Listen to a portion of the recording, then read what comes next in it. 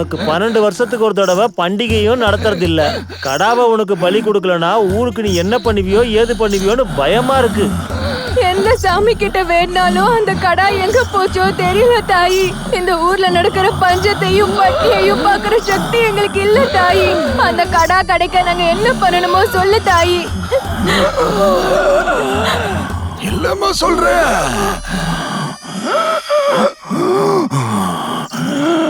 அந்த கடாகி பையனுக்கு தெரியுது. எங்க தாயி? கங்கை அம்மன் அருவி அடி வரத்துல இருக்கு. என்னோட கடை தெரியுதுடா அப்பா.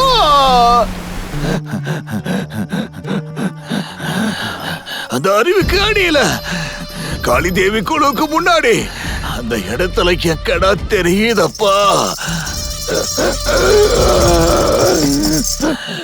அந்த கடாவை கொண்டு வரவங்களுக்கு இந்த எல்லை அம்மனோட அருள் எப்பவும் இருக்கும்டா. கங்கை அம்மன் அருவியா? அதுல குதிச்சவன் இது வரைக்கும் உயிரோடு திரும்பி வந்ததா சரித்திரமே இல்லையே தாயி. ஏன் தாயி அப்படி சொல்லாத. ஏதாவது ஒரு வழி இருக்கும், அதை நீயே வாயால சொல்லிடு. காளி தேவியோட அருள் இருந்தா அவ கண்டிப்பா கேடாவோட திரும்ப வருவா. இல்லனா அந்த தண்ணியிலே அடிச்சுக்கிட்டு போயிடுவா.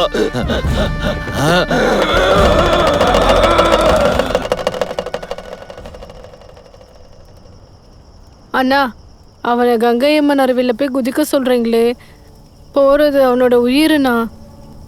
ஏய், கனவு கண்டியா? நான் ஏன் அப்படி சொல்ல போறேன்? நான் அப்படியே சொல்லியிருந்தாலும் அவன் நம்பூருக்காரன் இல்லைன்னு ஆயிடுமா? மனுஷனுக்கு உயிர் தானே முக்கியம். என்ன நடக்குதோ நடக்கட்டும், போலாம் வா. இதையெல்லாம் எல்லையவனே பாத்துக்குவா. உனக்கு எப்படி தெரிஞ்சது? இப்பதான் புத்தி வந்துச்சு. வந்துச்சா? சரி, குதிக்கிறேன். யார் வரீங்களோ வாங்க, என்ன வேணாலும் நடக்கட்டும். என் குழந்தை படிப்புக்காக எதில் வேணாலும் குதிக்கிறேன்.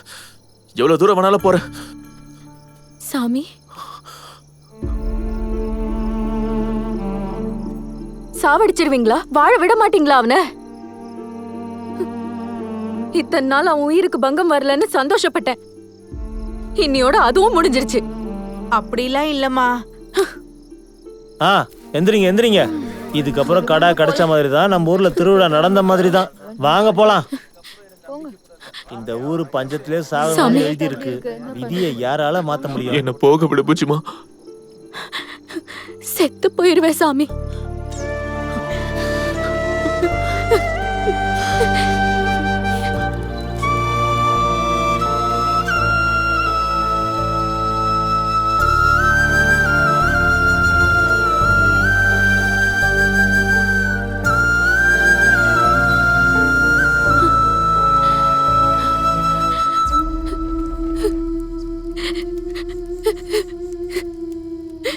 அம்மா, அழுகாதம்மா.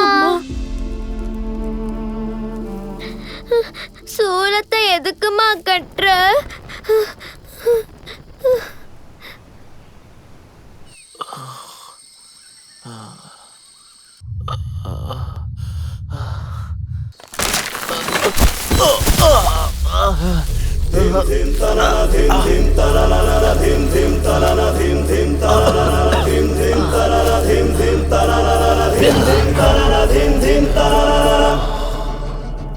வாழ்க்கையிலேயே நான் பண்ண பெரிய தப்பு அன்னைக்கு குடிச்சு விழுந்து கிடந்ததுதான்.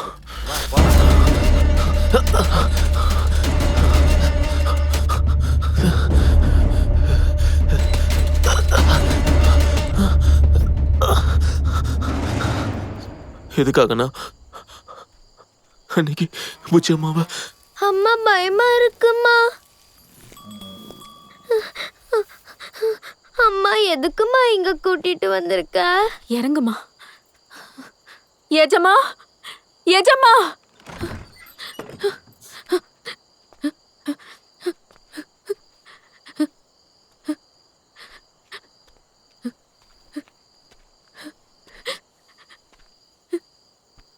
அவனை விட்டுருங்க ஏஜமா. அவன் உயிர் போயிரும் போல இருக்கு. எத்தனையோ காலமா கஷ்டப்பட்டு எங்க குடும்பம் காப்பாத்திக்கிட்டு வர கௌரவண்டி. உன் பொண்ணோட படிப்பால அந்த கௌரவம் கெடும்னா நான் சும்மா இருப்பேனா?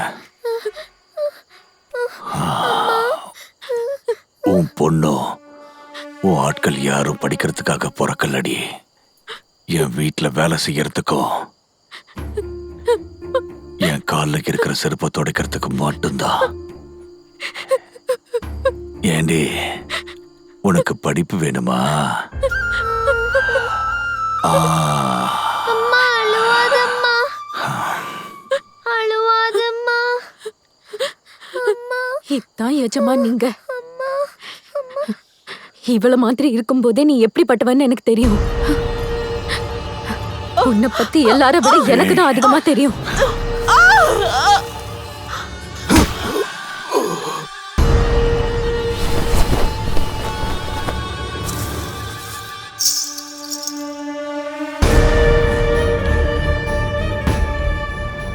இப்ப சொல்லுங்க எஜமா, கங்கை அம்மா அருவியில குதிச்சா கடா கிடைக்கும்னு எல்லையம்மா சொல்லுச்சா இல்ல நீ சொல்றியா? நீதான் அவனோட அப்பாவை குத்தி கொன்னன்னு இதுவரைக்கும் நான் அவன்கிட்ட சொல்லல எஜம்மா. எதுக்குன்னு தெரியுமா? ஒரு வாட்டி என்ன கல்யாணம் பண்ணிக்கணும்னு சொல்லி வந்தவன அவன் காப்பெடுத்து நெத்திலே அடிச்சான். ஒரு வாரம் அவன் எழுந்துக்கவே இல்லை. அப்படி இருக்கும்போது நீதான் அவன் அப்பாவை கொன்னன்னு தெரிஞ்சதுன்னு வச்சுக்கோ, உன்னை என்ன பண்ணுவான்னு நீயே யோசிச்சுக்கோ எஜமா. பயப்படுறல்ல எஜமா? சரஸ்வதி, எஜமா பயந்துட்டான். நல்லா பயந்துட்ட. அப்பா, அப்பா, அம்மா. என்னம்மா ஆச்சு? அம்மா, முச்சுமா, அம்மா. முச்சுமா, முச்சுமா, முச்சுமா, முச்சுமா, என்னாச்சு? இந்த வலியை விட அவன் அவ்வளோ கர்வத்தோட நம்ம குழந்தைய பத்தி பேசின பேச்சுதான் எனக்கு ரொம்ப வலிக்குது. இப்ப வரைக்கும் எஜமானவங்க நம்மள மாதிரி ஆளுங்களை படிக்க விடல. இப்ப சொல்றேன், நம்ம குழந்தை அந்த பள்ளிக்கூடத்துல கால் எடுத்து வச்சா அதுவே நம்ம ஜெயிச்சா மாதிரி தான் சாமி. நீ என்ன பண்ணுவியோ எனக்கு தெரியாது. நாளைக்கு சரஸ்வதிய பள்ளிக்கூடத்துக்கு கூட்டிட்டு போற.